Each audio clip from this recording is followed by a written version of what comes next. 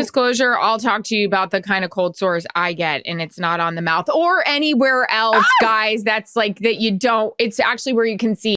Calm Down with Erin and Charissa is a production of iHeartRadio. Out of sorts. There she is with the term knowledge. What up? Hey, everyone. It's the pregame. Here we are. I don't have a ring light. I need one. I feel like I've been hit by a bus. You're in New York City. We'll talk more about that on the show that's going to drop on Thursday. I interrupted you. Take it away, sister. There's no interruption. This is a free-flowing conversation. But yes, we have a lot to discuss. When I hit the road, the stories, I'm telling you, look at this. I got a lot to talk about. So join us on Thursday. But in the meantime, I love it.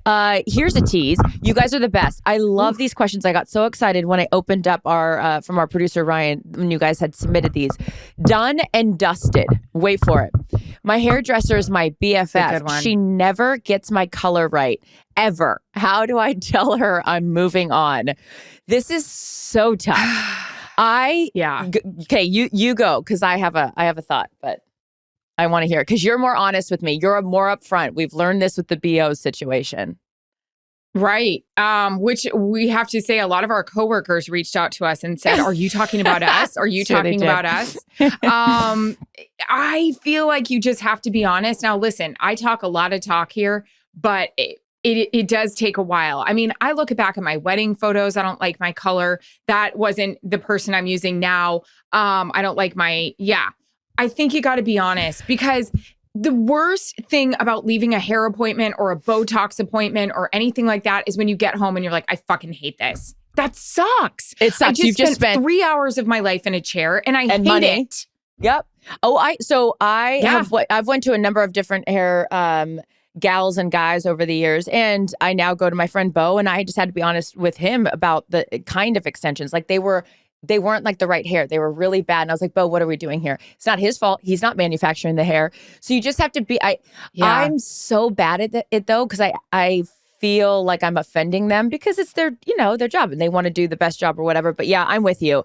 By the time you spend the money and the time, you just got to be like, because then if you go somewhere else and they see you and the color's different or the hair's a different length, then they're like, wait, are you cheating on me? What are you doing? It gets to be, don't mix business and pleasure. And if you do, just be honest. Mm-hmm. No. But I will tell you this. I had this long conversation with Jillian who said, your skin looks great, it happens to everybody. Oh, God, it doesn't. I love you because I covered up what's happening here. There's like a whole... But as Jillian says, it happens to everybody. You just kind of have to deal with it. All right. MDH 1607, good first date outfit. Well, I got a story I got to tell on the Thursday show. Someone made a comment about my outfit right before the game and said, you're not wearing that on air, are you? And here's the thing. I've come to terms with my style. You like it, you don't like it. I don't care. It's for me. I'm not a boobs out girl. I don't have a rear end, so I'm not accentuating that. I've got legs. I've got height. It's what I'm doing. Mm-hmm. I'm proud of it. My first date outfit, if I was single, which I'm not, I'm a simple like fun top, jeans, blazer, maybe a leather pant. That's me. You know what? And I'm proud of it. So yes, that is what I'm wearing. Go on. I know what she's talking about, and I can't wait to tell the whole story because there's a background to all of it. My first date outfit, I just think a couple things. And again, this is the maturation of self. I used to wear a shit ton of makeup because I was always breaking out. So now it's like less is more. Just like a little bronzer, a little hint. I'm into like the... Yes. I just like I'm simple girl. You know who I'm talking about. Simple girl, simple style, dick. Anyways, the white t-shirt, jeans, like black leather blazer kind of vibe. Like give me a jean and a heel because I think that like a little. You have a lot of height, but like a little heel, not a kitten heel. Don't want to confuse the two. I put a heel on for a first date. Mm-hmm. Put a heel on, white t-shirt. In the words of Scott Thompson, leave them wanting more. There we go. Next, we got Stace 30, Stack 30. Have you either one of you ever held the Lombardi Trophy? I have been privileged enough. I touched it. Yes, touched it. Yeah. Because having worked Super Bowls, it's there. And but I have to say, nothing against the Lombardi. but the I've Stanley Cup. I've held that Stanley Cup. Oh my God. Oh, yeah. I have, and I don't know, and I know that you probably know this. The handler, he's like hired just to travel with the Stanley Cup, and he always wears the white gloves. What a beauty that guy is. But you've even drank from the Stanley Cup. That's fucking awesome. That's awesome. Yeah. People act crazy. Does it feel good to be a winner? So yeah, it does. Yeah. Two time. Megan Strickland saw someone putting cream on a cold sore while waiting to pay. Am I a bitch for being disgusted? I love her. No, I love this girl. Here's me. I don't think you're a bitch for being disgusted, but I also get where the cream person is, because once I have something on my face, which I have a lot going on my face right now. Did you get this prescription? A face mask. Did you get this? I got everything. So I decided not to go on this spirulactin. I feel like after doing IVF 8-9 times, I'm just tired of putting stuff in my body. That's a conversation for another day. I probably should, but I decided it was a face mask that brought everything to a head, and now I need it to come to a head and get out of here before the Super Bowl. But the girl that's putting on the cream, that's me. Like, I don't care where I am. I'll keep putting on acid, whatever the hell it's called. Salicylic acid. Last night I slept. Yeah. Last night I slept with a patch on. I kept taking it off, putting it back. Like, I can't stop. So I kind of get the cold sore cream girl, but I would do it either quietly or tell everybody about it. So sorry. Well, that's the MO of our lives. We're either trying to be discreet, and then we get so weird about it. We just tell everyone. I tell everyone the results of my pap smear. So, all right. Well, I gotta say, I have been great. I'm in the clear. I'm knocking on this wood paneling of the hotel over here. So sorry for my internet connection. It's probably, the cords are probably in there. I have been so lucky that I'm not a cold sore person. I feel bad for the cold sore folks, because they come out of nowhere. They're induced by stress. And the one time I've gotten one, it's like, I mean, it's obviously like a form of herpes, and you want to be like, I don't have herpes, and like freak out. So I feel bad. So if that girl's got to put on that cream, lube up, girl. Sorry. I know. Full disclosure, I'll talk to you about the kind of cold sores I get, and it's not on the mouth or anywhere else, guys. That's like that you don't, it's actually where you can see. I get them on my nose right before I'm about to have a massive upper respiratory infection or cold. And I know I'm getting it the week before. It's horrible. It starts to come on the outside of my nose. I think it's a zit. It then turns into a fully crusted, like, kind of cold sore. I had one the first time I met my husband, and look at me now. You know? I mean, you can find true love in the nose of the beholder. Chelsea McGaw. Hey, babe, pass the Valtrex. Yeah, why wouldn't you?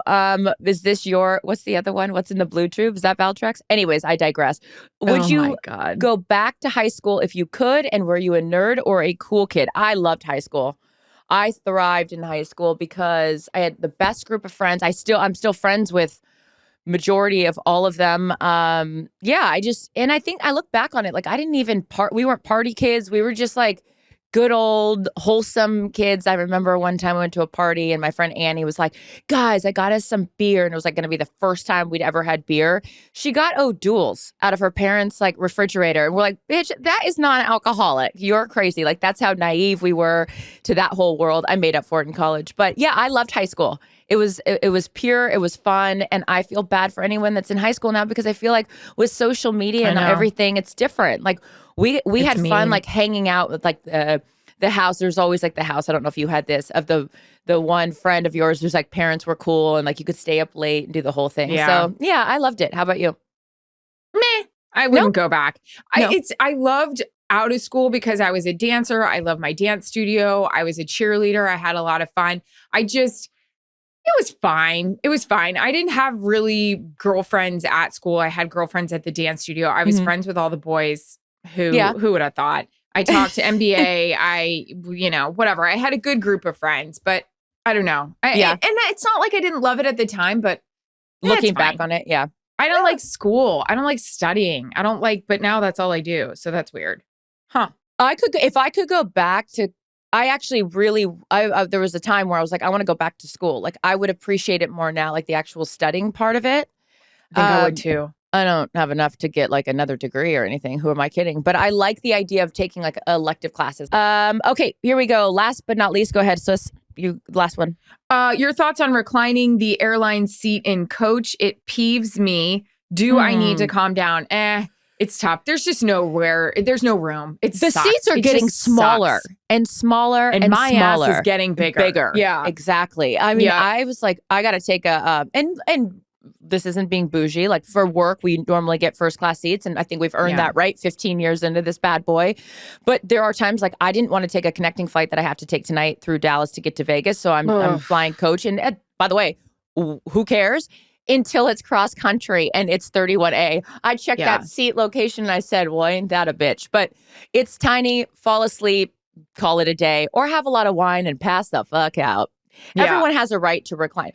Everyone's got a right to party and recline their seats. So Travis Kelce? Call me. I can't wait to talk about everything that's going to be this Super Bowl. I know. It's coming up in our full-length podcast. Thank you guys for submitting questions per usual. We're talking NFC Championship game. We're talking Super Bowl. And we're talking my shitty Wi-Fi at this hotel. Your Wi-Fi's better now. It looks good. Okay, good. All right. Bye, guys. See you Thursday. Bye. Production of iHeartRadio. For more podcasts from iHeartRadio, visit the iHeartRadio app, Apple Podcasts, or wherever you get your podcasts.